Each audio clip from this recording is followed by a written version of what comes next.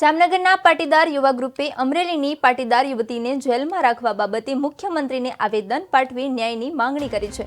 અમરેલીમાં થયેલા લેટરકાંડમાં એક પાટીદાર યુવતીને ખોટા આરોપમાં ફસાવીને જેલમાં ધકેલી દેવામાં આવી છે।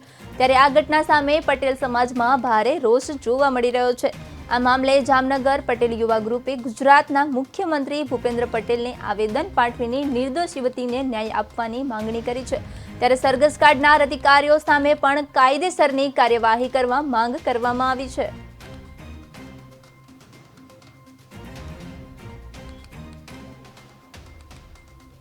પણ એક ગેંગવોરમાં નિર્દોષ દીકરીને દોષિત કરવામાં આવી છે। જે ટાઈપિસ્ટ છે, કોઈ નેતાની ઓફિસમાં જે કામ કરતી હોય તેને નેતાના આદેશ પ્રમાણે કામ કરવાનું હોય, ત્યારે આ લોકોને બધી ખબર હોવા છતાં કોઈ એક નેતાના અહમને સંતોષવા માટે થઈ નિર્દોષ દીકરીને ફિટ કરવામાં આવી છે, મુખ્ય આરોપી બનાવવામાં આવી છે। અમારી માંગણી છે કે વહેલામાં વહેલી તકે એને નિર્દોષ છોડવામાં આવે, સન્માનભર એને પાછી નિર્દોષ છૂટે અને આ જે કોઈ બી અધિકારીઓ અને નેતાઓ જેનો અહમ સંતોષવા માટે થઈને આ કૃત્ય કરવામાં આવ્યું છે તેનું પણ જાહેરમાં સરઘસ નીકળવું જોઈએ। વહેલામાં વહેલી તકે આ દીકરીને નિર્દોષ છોડી સન્માનભર એને